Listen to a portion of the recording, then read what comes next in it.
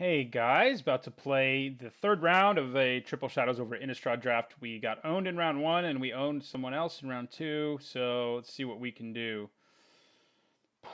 Hand where if we draw green, we are super happy. If we don't, we're kind of screwed. So I kept one of these a minute ago and it worked pretty well, but I don't think I can do that in game one when I'm on the play. I think yeah, this is also pretty bad, but I think we are going to keep this one. I mean, we do need to draw a creature for it to be good. We do get to scry and try to hit a creature, but at least we have both colors. You know, Skin Invasion could turn into a creature for us.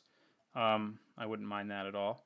I mean, the bad thing about Skin Invasion, and maybe a reason I shouldn't have run it in this deck, is I just don't have enough creatures. I mean, I do have several.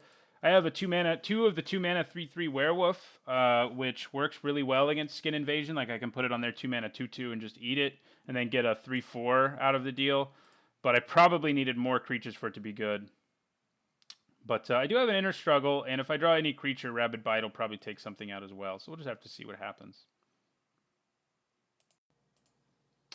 All right, my opponent was gone for a while, but he seems to be here now. I'll keep, and that does guarantee I can play Inner Struggle, but I think we really want to draw a creature more than we want to draw land right now. Of course, we're going to draw one we can't cast, but most of our creatures we can cast for 3 mana, so.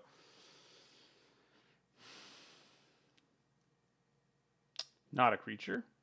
More removal. So, I'll probably end up sticking Skin Invasion on something, I guess, but it'd be better to actually have a creature when I do it, so.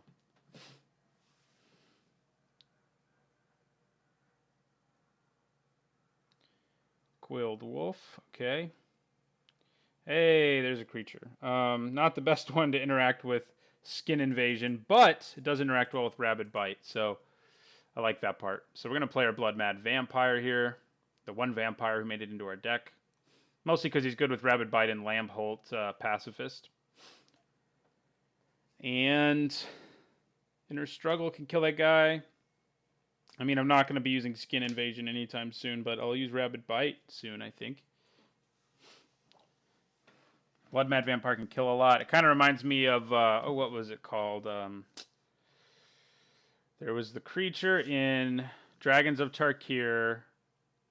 It was an Ifrit of some kind, and it was like a 4/1, but when you flipped it up, it was a 5/2 that did 1 damage to a creature or player. He was really sweet with Tail Slash, and that's what it reminds me of. Ooh, we can still Rabid Bite that and get a 2 for 2. So a 2 for 1. I mean, I could also block it, but I think I pretty desperately want to hold on to my vampire at this point. Does it have to attack each turn? No. Yeah, we pretty desperately want that vampire. So. Okay. There's a chance he has a trick, which could make Rabid Bite really ugly for us. I could go Skin Invasion Rabid Bite. That's pretty crappy, but I don't really have that much else to do right now. And it does give me a dude. Yeah, let's go for this. Let's give it a Skin Invasion. And try to Rabid Bite. Awesome. Well, it's not really 2 for 1ing yourself because you get a 3/4 in the process. So that worked pretty well. And this vampire gets bigger. So that was a pretty big swing right there.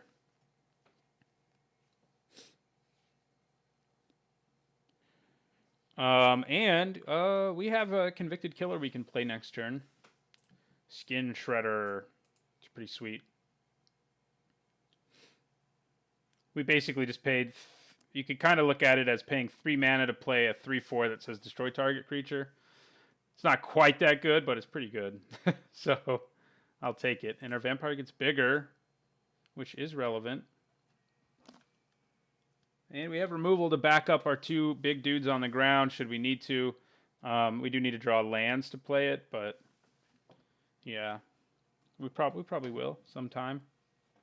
We did scry one to the bottom, but I think that was a good decision. Okay, the Duelist.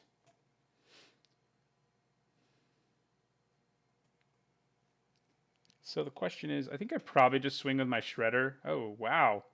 That's aggressive. Okay. We swing back at you for 8, and there's another Rabid Bite. And our vampire gets to be a 6/3. So he could have that card that lets him steal a creature from me. But I don't think it would be enough at this point. So I think we just get in for 8 here. Play Convicted Killer. And then we have Rabid Bite or Inner Struggle if we get the mana we need to have to help finish the game.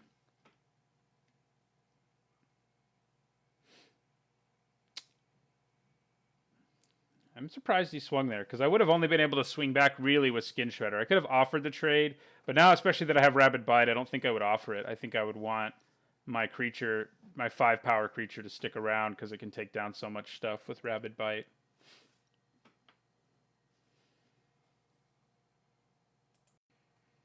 Okay, so we're going to go ahead and attack for 8. Our guy gets huge, and then we're going to play Convicted Killer, who is definitely the least exciting werewolf in our deck.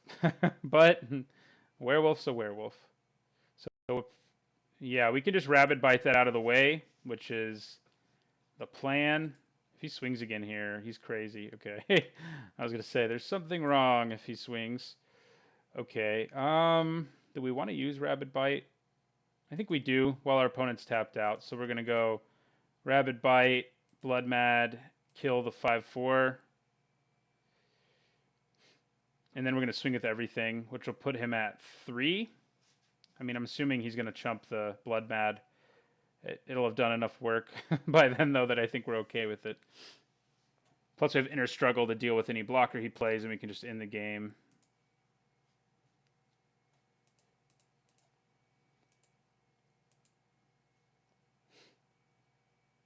Yeah, he can't just like block here to take out my creature. He's going to take the 6. Skin Shredder getting the job done.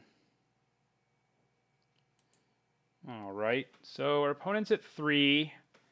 If he doesn't play 2 blockers who are both large enough to survive Innistrad, yeah, okay, so we won game 1. That was a hand that was ugly that turned into a very powerful hand, which is interesting.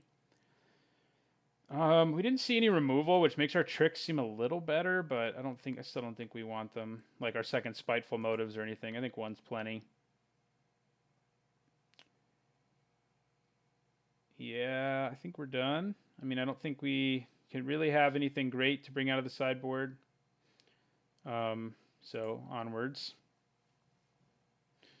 So if I can win this game or the one after that, Pancake Toppings, the winner of the 1K giveaway, will be winning 2 packs, all the cards I drafted, as well as the Gitrog monster deck from last week's Commander on a Budget video, which is a pretty sweet haul.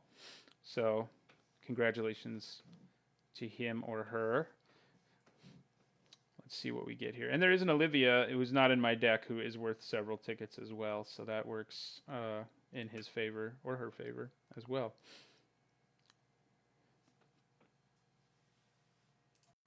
All right, we're going to the game. I just realized I have definitely not been siding in the green-blue land that I said I need to be siding in. But so Geist Blast doesn't have its secondary effect. But that's a pretty good hand. I mean, we have 2 removal spells to interact and a good 2-drop. So I feel pretty good about this particular hand. More creatures would, of course, be nice. So hopefully we draw some of those. But Dance with Devils is sort of a creature. Sort of. Half a creature, maybe. All right. There's the 1 combat trick we left in. Unless you count the aura, the 4-mana aura also as a combat trick.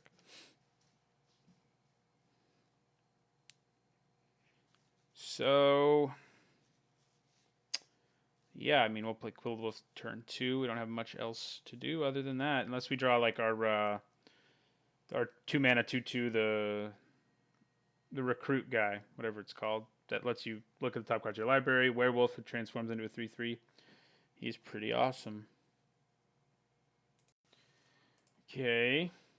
So our opponent looks like they're mana screwed, which isn't great for him, although we don't have other creatures to punish him, so. Dang. Yeah, that sucks. We don't, though, again, we don't have other creatures to really punish him, and I don't feel like using Rush of Adrenaline here. I don't use a card like this unless it'll net me, like get rid of my opponent's card or just instantly win me the game. Well, we have Skin Invasion ready to go when we need it.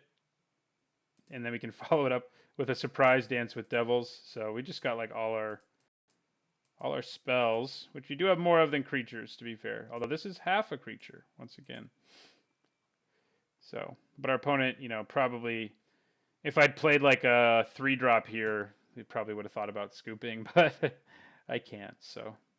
All right, our opponent scooped anyway. Well, it was not the most eventful round 3. Our deck did turn out to be better than it looked in round 1, though, where we just got completely trounced. So Pancake Toppings will be winning both 2 packs that I win from this, as well as the cards I drafted, plus the Gitrog Monster Commander on a budget deck from earlier this month.